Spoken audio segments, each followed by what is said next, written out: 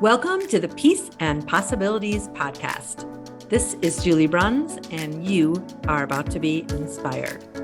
I am so excited to share my conversations with amazing people from all walks of life who figured out how to be happy, peaceful, and content doing work they love and making the world a better place so that you can see what's possible for your life. I can't wait to hear what you think. Send me an email and let me know one thing you're taking away from this episode.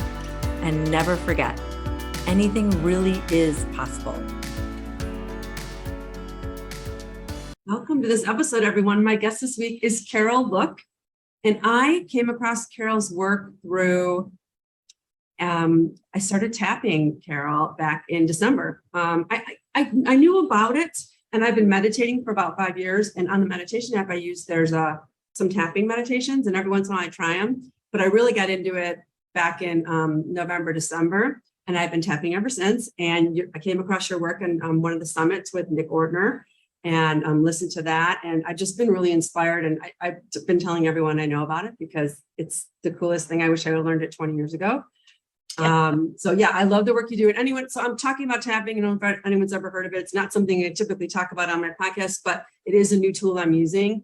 And what I love about it the most, Carol, is that it's like your own therapy without any, you do it yourself. It's quick, it's very effective, and you can do it for anything. So I've been telling everyone about it. And so you're a practitioner of EFT, and I think you're a psychotherapist too. So tell everyone what you do and how you figured it all out. I'm always happy when someone discovers it. So I'm a traditional psychotherapist. I have a doctoral degree in hypnosis. And then someone said, "You think that's fun? Have you ever heard of tapping?" And that was in 1997. So That's when my tapping career started. And it changed everything from my life and all my clients' lives. And I've taught it all over the world. And it just immediately calms down your brain. So that's why you can use it for anything. It calms down the fight or flight response. So if you have fear of heights, if you have fear of taking exams, if you have eating issues, drinking issues, smoking issues, if you have success issues, abundance issues, relationship problems and conflicts, it calms you down so your reactions are different, more measured. You get rid of the junk and the garbage. So I can't say enough good things about it. And of course, I'm always my first guinea pig. Always working on myself. I love that too, that you use it. And then I agree. I've been telling people about it and saying, it's not just because my one friend was like, well, I don't know what I would tap on if I'm not bothered by anything. I'm like, well, you don't have to be bothered by anything necessarily. You could just say, I'm having this feeling, or this is coming up for me, or I'm excited, but I'm nervous. Why am I nervous? I'm like, it's amazing what you figure out when you just spend the time, and it only takes a couple of minutes, which is what I love too. Did you always know when you were growing up, Carol, that you wanted to be a psychotherapist and help people? No, not at all. I ended up in business. I thought that's what everybody did. My father was in business. And from there, I went to get my graduate degree after extreme family problems and going to therapy and getting help and getting the family help. It was like, oh, this is a career to help people out of entanglement and addiction and issues with their families. Like, aha, I think I just landed. So that started a long time ago. And that's where I ended. But I did couple of years of business first. Okay. That's interesting. I've never talked to anyone who said, I should say that. Over the 120 conversations I've had, I could probably count on one hand how many people said, I chose that. And then that's what I did. Most people choose something else and, figure out their way. So it's always a winding road, that's for sure. Yeah. So you became a psychotherapist. Obviously, you've been doing it a long time. You've been doing EFT, part of your practice, for a long time. What has kept you along the way excited to still do the work you're doing and loving it? Which I was on one of your in one of your courses a couple of times over this course of this year so far. And obviously you love what you're doing and you've been doing it for a long time. I'm only saying that because some people will do it for a while and like, all right, I need to do something else. And you keep loving it. What's kept you loving it all this time and peaceful and happy and content while you've been learning more tools and all of that? It's such a good question, because I say to people in my groups that I teach, I say, if I find another tool that I think is better in my hands, I'll teach it to you in 2 seconds. I'm there. But to date, I have not found anything that gives the relief to people. I've worked with veterans. I've worked with people with cancer. I work with people, everybody in between, people who have, relationship issues and success and abundance issues and addictions. And if you're human, you're bothered by stuff. right? Right. I love If that. you're human, you've got something from your past, your present, or your future that you're concerned about. And the results, basically, the answer is the results. That's what keeps me passionate and excited. The results for myself. I do it every single day, rain or shine. Sometimes I get to 10 o'clock at night and I think, darn it, I haven't done my tapping yet today. And I know I have to do it. And it's just this incredible tool. Who doesn't want to help their nervous system be calmer and more relaxed and more able to have resources when you're dealing with people and situations and what's going on in the world? So the passion is still there. You're right. A lot of people try something 5 years, 10 years, 15 years, and then they give it up. I was that way with hypnosis because tapping replaced it for me as the best tool. For me and my clients, tapping ended up being the best tool. Nothing against hypnosis. I was a hypnotist. I wasn't a great hypnotist. But with tapping, it just feels like anybody can walk into my office or do Zoom and I'm there. I get it. I'm there and I love it. You have a real knack for it. And I've even noticed, I wrote down a few things when I was on one of your calls and classes. And you just, the way you cut to the chase, which is one of the things I love about tapping, because you can do it for yourself. When you're doing it for yourself and you're not being guided, it can be just as fast, but you just get right to the, like, what I love is the aha moments in the people that you're doing it for. And they're like, the question you ask, I was explaining this to my husband. I'm like, instead of sitting around and talking about your problems, I'm nothing against therapy. I've tried it my whole life, but you're talking about your problems for an hour. You go to the next week, you just like, instead of like, you could just ask the right questions, get right to the heart of the problem. And all of a sudden, I love the look in people's eyes, like, oh my gosh, you just saying that word or me saying that word to myself instead of you saying it, whatever. I just had this thought and I just had this, wait a minute, it's about this instead. And it's unbelievable how quickly that comes, and also how good you are at like getting right to the heart of it. Like, yeah, I'm getting a feeling about something else, or you said this, but you kind of cringe when you said it. So I think it's more about this, whatever. It's just fascinating. It's fun and fascinating. And one of the things that tapping did for me is shut down all that noise that used to make me not listen to my intuition. So then that comes online with a tool like this, with experience, and it's like, oh, okay, we can get results fast and good results, not just results, right? Yes. But solid, life-changing results for people. When I started doing it in December, and I was like, just working through a lot of different things, my husband said, could you just, he saw, I was saying, and I discovered this, and I discovered this. And he said, can't you just like tap every day, all day till all your problems are gone? I'm like, well, you probably could, but there's, like you said, if you're human, there's going to be some other things that come up, right. But you just getting to know yourself and figuring out what the triggers are or whatever it is. When you have a conversation with something, there's always something new and there's always a new experience. So you can tap on all different kinds of things, which I love, but it was funny. He's like, well, just do it every day, all day. And then that'll be it. You'll never be bothered by anything. Oh, funny. That's funny. Yeah. Okay, so do a lot of people ask you for career advice? And if so, what do you tell them? I'm sure you've been asked along the way in your journey, like something that they can do that they love. What do you say? Yes, because I've made mistakes. I mean, going to business, I don't think anything's a mistake anymore. I look at my life and say, well, that got me to where I am. But if you don't follow the passion, you'll end up in a decent job that's okay, that pays the bills. If you follow the money instead of the passion, or you follow somebody in my family thinks it's a good idea, you're not going to be fulfilled. You're not going to feel that satisfaction.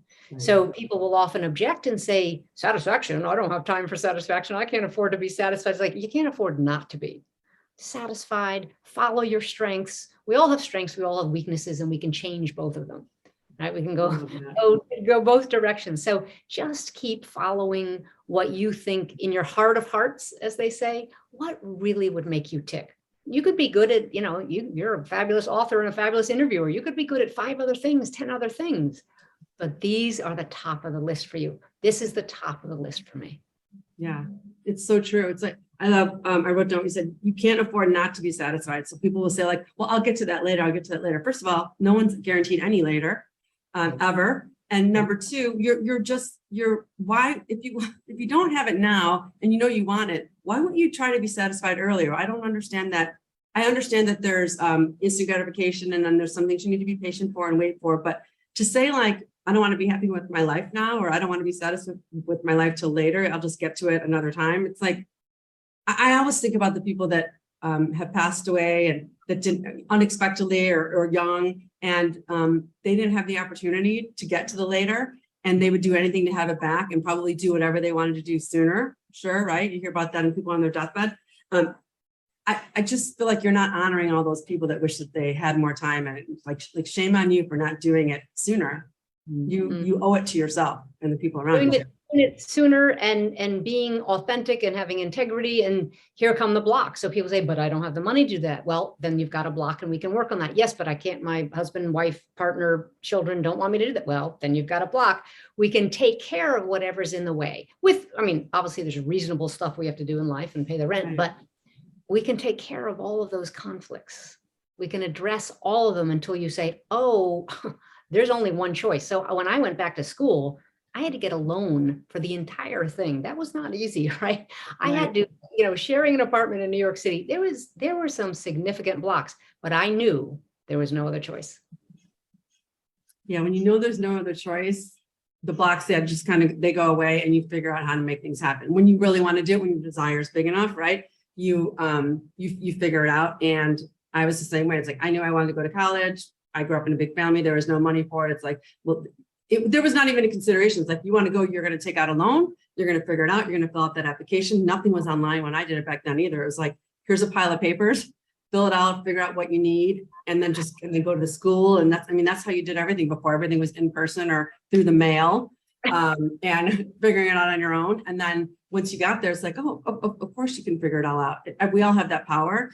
And especially now with everything, how easy everything is at our fingertips and with the internet, there's really not that many excuses. People always have them. And I love how you're like, no, that's not, but I have this. Everyone has something. You always say there's always something preventing you, or you think that it's preventing you, but it's never a good enough excuse. There's some other reason you're not doing it, and just call it what it is.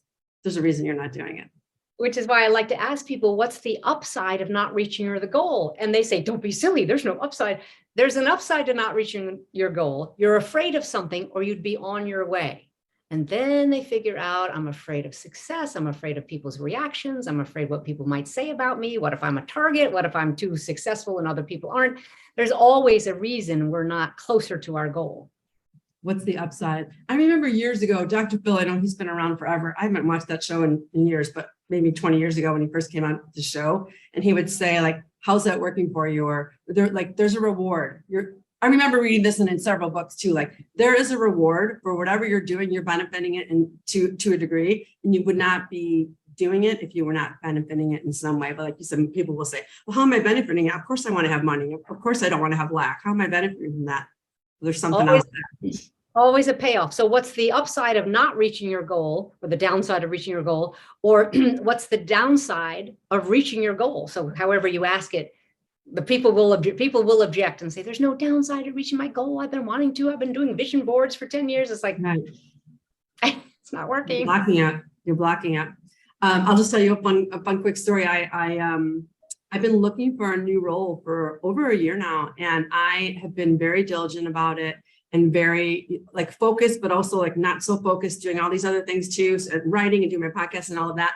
And it just was not happening. And I would ask people about it, and like, you're not thinking big enough or wide enough or whatever. I'm like, a bigger position, I don't know what it is. And I finally found one. I actually start in a couple of weeks, but it's not even in the realm. The irony is it's not even in the realm. It's in the realm of what I was looking for, but it's bigger and different than what I was looking for. And it didn't even come through me through the resource I was using, was LinkedIn for all this time. It came through me from a direct website and all of these other little things that led me there. But like you said, there was something else. I'm really good at figuring out how to get what I want. And I'm really good at manifesting. And I'm really good at like going inside and saying, okay, why isn't this happening? Or maybe I want something else. I'm like, no, I'm very clear on what I want, what's happening. And it's like, well, because what I want, what I thought I wanted, which was true, wasn't going to give me all of the things I thought I needed or wanted eventually or in a bigger way. And this new role is. And so there's all these other fun things that I wasn't even considering that I'm going to be getting because I wasn't like, the net wasn't wide enough, or I don't know how to describe it. But anyways, the irony is I was blocking it, or it wasn't appearing for me because it wasn't the right thing. Yeah, your thoughts weren't expansive enough. You were thinking like this, and it was like, oh, Julie, this is even bigger. Yeah, expansive enough. You're right. It's something I hadn't considered, and yeah, it wasn't expansive enough. So it's just so. And then of course it's all about the timing and all these other things. And I'm like, what is it? What is it? And finally, it's like, oh, okay, it's this. all right, that's a little fun. That's scary. That's different, but it's also going to be exactly what I need it to be. Exciting. Yeah, Congratulations. it's very exciting. Thank you. So, Carol, like looking back on your journey and switching from business to psychotherapy and everything, is there anything that you wish you had learned just a little bit sooner? I'm like you are. I agree there are no mistakes, and I don't really have any regrets either because everything gets you where you want to be. But is there anything you're like, oh man, like tapping? I wish I learned that 20 years ago. Yeah, tools. So I grew up in a family very anxious. I was born anxious, I say to people, and I just didn't have the right tools. It all got funneled into sports and singing and different things in school. And I didn't have the right tools. So I always wish, darn it, I wish I didn't learn meditation early enough either. Yes. Right? So I meditate, do tapping, and I do some kind of speed walking or qigong, something like that, to move the energy, because I process extremely quickly, since you've been on one of my classes, and I download stuff. And I have got to keep moving. I have to keep stuff processing. I can't be stagnated or stuck. So I just didn't know. I knew I had a lot of passion. I knew I had a lot of energy. I knew that I didn't know quite what I wanted yet. And I just knew that when I landed, it would feel like, oh, this feels right. Oh, why didn't someone tell me? I have that. Yes. Why didn't someone tell me? Because they didn't, because the timing wasn't right. And it came along when it came along. Right. And it wouldn't have been probably as meaningful or whatever, as impactful then. But also, yeah, I agree that the meditation, I know people have been doing it for years and years and years. Acupuncture is something else I discovered in the last couple of years I've heard of, but I didn't know a lot of people that did it. So I didn't know the benefits of it. I've used that. But the meditation I've been doing solid, just like you said, for every day for 5 years. And then the tapping, now I've incorporated that. I do mantras, all these things, but no one was talking about it, especially when you're in high school and college. No one's saying like, this is why I'm so excited about my new role. I get to tell people about these new tools. Like, hey, have you ever heard of this? It's like, people just think they need to concentrate on finishing school and getting a job and then everything else will fall into place. It's like, no, all these tools help all those things go a lot easier sooner. Yes, absolutely. Yeah. I'm excited to think of you teaching more, telling more people about the tools. No, I can't wait. So yes, so it's going to be so impactful. Okay. Final couple of questions for you. So whichever order you want to do them in. So what's the greatest gift that you offer the world every day? So you have to brag a little bit. And then what's one new thing you're taking away from our conversation today? So I learned early on to listen deeply, like really deeply, not just verbally listen. And I eventually learned to trust my intuition. And when the two come together, people say, how did you know that? Well, you told me. No, I didn't tell you. They say, no, well, if you listen deeply enough and trust your intuition together, you can do any tool, right? Mm-hmm. People need to be heard and understood and gotten. They need to feel like they've been gotten first before you start doing any tools. So that's really that's what I bring to my work and my life. I would agree. I think, and I pointed it out in the beginning because that's what I noticed about you. How is it so quick that these are random strangers? Some people you might have seen from another course, but mostly they're random strangers you've never even looked at before. Like, how are you doing it? But like you said, their body language, their verbal language. So they use this word instead of this word. Like they said this, but then they showed you something else. It's like you are very gifted at it, and it's fascinating to see. And it's so awesome because these people get to get helped within minutes instead of like dragging on months and months of therapy instead of like, in suffering. You get to get right to it. I love it. I love helping people with relief. I love it when people feel relief and they show it. Yes. And they say the light bulb goes on. It's like, oh yes. Oh my gosh. I agree. That relief is just awesome. That's awesome. Okay. So, and what's one new thing you're taking away from our conversation today? I would say just the reminder of the passion. You've got it too. You are doing what you're called here to do, and I see it and I can feel it and I love it. We need more people who are willing to step in and be their best selves and say, hey, I'm going to make mistakes, but I need to do what I need to do. And you've got it. And I love it. And I really appreciate it. So thank you for having me on. Thank you. That is exactly why I do the podcast. So other people can meet people like you that are doing what they love and see that it's possible. It doesn't have to be just this one way or a story someone told you when you were 15 or whatever it is. It's possible. And I love that there's living examples, and I love that I get to like pick people and have them on and show people exactly that's the truth. Excellent. Thanks for the work you do. So are you always doing courses, or people do one-on-one work? How can people get in touch with you and work with you? I do very little one-to-one work in sort of big coaching packages, a year long and a 6-month and a 3-month. So I don't do that as much anymore, but I try to do courses because so many people can access them. So I try to do 2, 3, or 4 courses a year to do like the 3-week and the 6-week that you've been a part of, because people can access it and listen to it afterwards, and they get so much help doing it when they can't afford the big coaching packages. So that's what I love doing. agree. And I'm about to start getting into travel again and going back and doing some workshops outside. So that's Oh, nice. that's awesome. I would love to hear more about that. So is everything you do is on your website? Is it carollook.com? Yes, it is. Okay. Yep. Yep. Yeah, I would love to see you live someday. That would be really fun. And do you have a book? I do. I have a couple. My favorite is Attracting Abundance with EFT. I have it. I'm like, wait, do you have it? Yes, I've been reading so much lately. Yes, I have it. I have all these little things in it so that I can go move right to the meditations. It's awesome. I love having it right in front of me. Yeah. Excellent. Good. I love it. I love it. And it's helped people. It helped me. That's the thing. People say, well, does it really work? Of course it really works. Well, I did it on myself first and then was able to write it because it works so beautifully. Thank you for writing that. I have it right behind me. I forgot it. I'm like, I knew there was something. Yeah, I got it after I saw you speak, I think on the tapping summit, and I got it on Amazon. And typically I get books from the library, but there's some like, I know I need to buy it because I can have all these meditations or the tapping and move along and just go thumb right to the thing that you need. So it's the best. So whoever hasn't tried EFT tapping, they should definitely try it. It's just the best tool, and thanks for the work you do, and don't stop. I'm one of those, a big believer in like, why would you stop? And as long as you love doing it, you can help more people. Good for you. Thank you, Julie. Thank you so much. Thank you. It's been so lovely to talk to you, Carol. I'm looking forward to all the new stuff that you're going to be doing. Good. Our Bye, paths everyone. cross again. Bye. Take care, everyone. Thanks for listening. I hope you loved this episode. Don't forget to like us, subscribe, review, and share it. I hope you were truly inspired. And for a little more inspiration, don't forget to pick up my book, Peace, Possibilities, and Perspective: 8 Secrets to Serenity and Satisfaction in Your Life and Career. I can't wait to get you love in your life.